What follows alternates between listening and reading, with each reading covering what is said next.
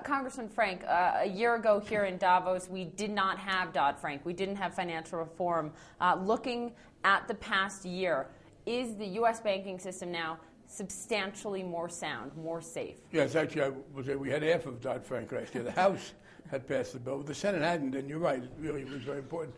And by the way, being here during that process and now is a very important part of this, because it cannot be that we would have in the U.S. a set of regulations sharply different from the rest of the world, particularly Europe, England, the other developed nations. Yep. We could put our financial industries at an unfair disadvantage, or some of them could leave. I'm very pleased that over the years, and we've made this a conscious effort, we've got a lot of agreement about which way to go. And the answer is yes, the American banking system, not the American financial system, because it's banks and other industries, including some of the non-banks, which were even more troublesome.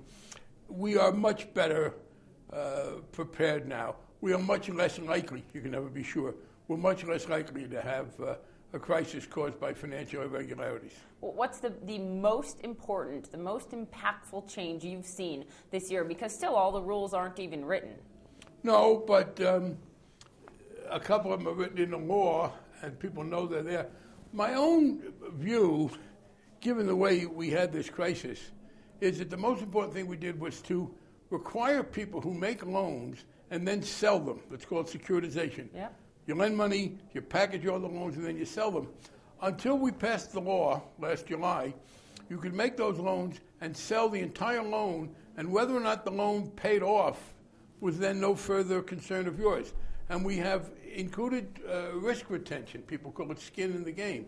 From now on, if you make loans in America and you then want to sell the loan, you have to retain the first 5%.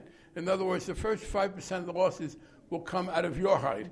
And we believe that will do more than anything else to improve the quality of loans. We've also reformed, by the way, a law that had been in the books since Herbert Hoover, which the Federal Reserve System had used to bail out AIG. And it was a law that said basically they could lend money to anybody they wanted to in America as long as they thought there were exigent circumstances and there was adequate collateral. We repealed that. We have allowed for some interventions, but in much more carefully structured ways. And the other thing we've done is to say that any financial institution, not just a bank, but an AIG or any other institution, will have to have sufficient capital, so they will not be able to get so indebted that they can't pay off. But aren't there still too big to fail institutions? No. No. The law, well, it depends on what you mean by too big to fail. Well, let's say we saw a city or a Bank of America. Okay, here's what fail. would happen. Well, you know, they are not too big to fail. They are too big to fail with us paying some attention to the consequences.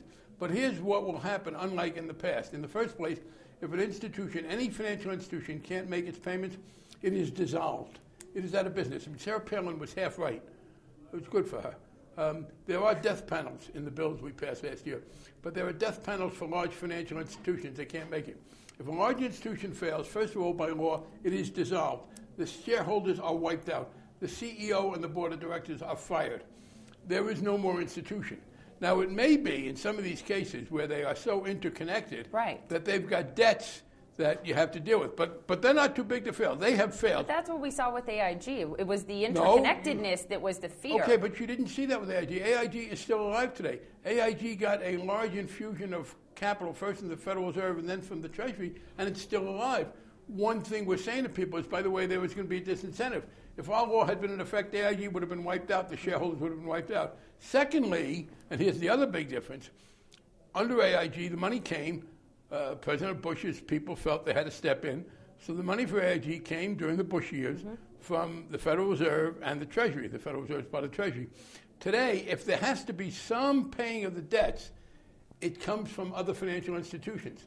The Treasury Department, the FDIC actually, which is given the mandate to get rid of the institution, may have to pay off some part of the debts, not all the debts by any means, just enough to keep it from being a further spiral downwards. But that money will then be recovered by other financial institutions. There will not be any taxpayer dollars. So the institution dies, no taxpayer dollars can be used to pay off any of the debts. The CEO is fired, the shareholders are wiped out. It's very different than AIG. So I want to move on to other areas of risk. Goldman Sachs' president, Gary Cohn, said here in Davos this week that he thinks risk is moving from the big banks, the big regulated banks, to hedge funds and other areas. and if they need to be bailed out, they won't be able to pay taxpayers back. Are you worried there's not enough regulation over hedge funds? Gary Cohn is talking here about competitive disadvantage. And by the way, Mr. Cohn never seemed to have any problem with the lack of regulation of hedge funds until this bill passed. In other words, if he really thought hedge funds were insufficiently regulated, he might have said so. What he's upset about... So why do you think he's saying it now? Because the law, under a rule promulgated and then enacted by Paul Volcker, says, look, if you're a bank, technically a bank, you are spending your money not just by yourself. The federal government is insuring your deposits. Mm-hmm. Banks take deposits and they are insured. And what we're saying is if you're an institution that has other people's money on deposit and the federal government has insured that, you have to be more careful than somebody else because we have to pay off your depositors. So some activities like hedge funds, some speculation, some derivative activity will have to move from a regulated institution called a bank where there's deposit insurance to somebody else. So Gary Cohn's worried about the competitive disadvantage. But again, this notion that they will have to be paid off, that's just nonsense. He knows that's not true. So no more regulation of hedge funds. You don't want to see that? No, I'm sorry. Why do you jump around this way? Hedge funds, no, we're not deregulating hedge funds. No, should we have more regulation Yes, of them? and we do in the bill, but it's hard to deal with everything all at once. I'm trying to explain to you why Gary Cohn is upset. He's upset because it's moving. We have increased, for example, hedge funds now will have to register. They will all be subject to leverage requirements if we think they are overcapitalized. The other point, though, is he's complaining about derivatives. Derivatives will be much more heavily regulated no matter where they are, and that was the other important thing we did in the bill. Derivatives cause a lot of this problem. AIG was derivatives. Mm-hmm. What we do in this bill is, first of all, to say that every derivative transaction is going to have to be published and we're going to have to know what the price was. Nobody knew how many derivative contracts AIG had. We're also going to be pushing many of the derivatives to be going through clearinghouses and onto exchanges. So that's the other point. It's, whether they're being done in hedge funds or anywhere else, in a bank, derivatives will be much more heavily regulated. And that's the point Mr. Cohn knows and chooses to ignore. So I want to turn to some of the criticism of Dodd-Frank that has come from some Republican lawmakers, Michelle Bachmann, one of them, saying this is a burden to business, it's crippling job creation. What do you say to those people? I know you don't agree with them, well, but you realize, what do you say to them? It's exactly the opposite of Gary Cohn's criticism. The banks are complaining that they're being too regulated,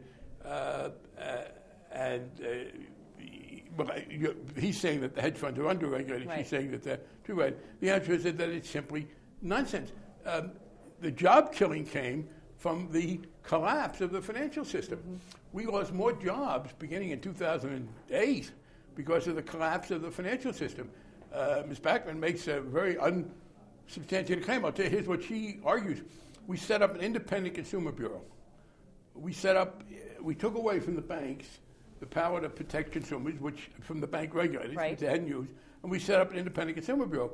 Michelle Bachmann says if you don't let people, frankly, be gouged on credit cards, somehow that's going to be bad for the credit card companies. On derivatives, we have regulated derivatives. Now, by the way, there may be some fewer jobs in some of these financial houses trading derivatives back and forth. I think that's a good thing. I don't think they added a lot of value to the economy.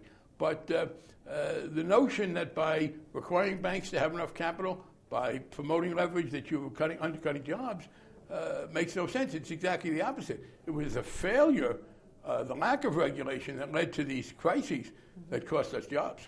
The Financial Crisis Inquiry Commission just came out with this 500-page-plus report yesterday. Some of the headlines out of it, quoting Ben Bernanke, saying that 12 of the 13 largest banks were at risk, just on the edge of failure in 2008. And then it also goes on to say that former Fed Chairman Alan Greenspan and current Fed Chairman Ben Bernanke were two of the biggest culprits in allowing the bubble that we had to burst. I would just like your thoughts on this report. What do you make of it? I haven't. It's a 500-page report, as you said.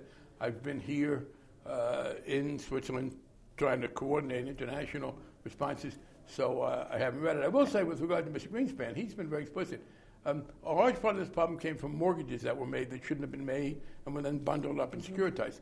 In 1994, Congress gave the Federal Reserve the power to regulate all mortgages, and Alan Greenspan refused to use it. He's since admitted that was a mistake. Mm-hmm. He said the market knows better. So yes, I do think Alan Greenspan's refusal to use the power we gave him to regulate mortgages was part of the problem. But as to the specifics of the report, I haven't read it yet, so we couldn't comment. And finally, Congressman Frank, you have had a view of this, unlike really anyone else, of reform of the banking system collapse and now the rebuilding of it. What would you say, as a policymaker, as a leader, has been the most critical lesson that you've learned through all of this?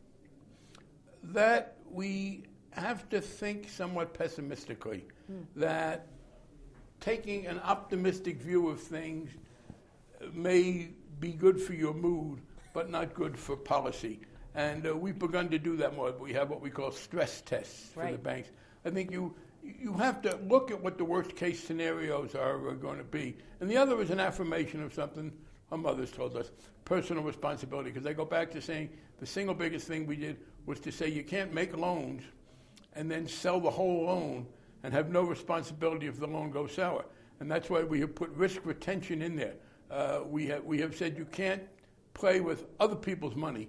If you're going to play, some of that money has to be your own. Skin in the game.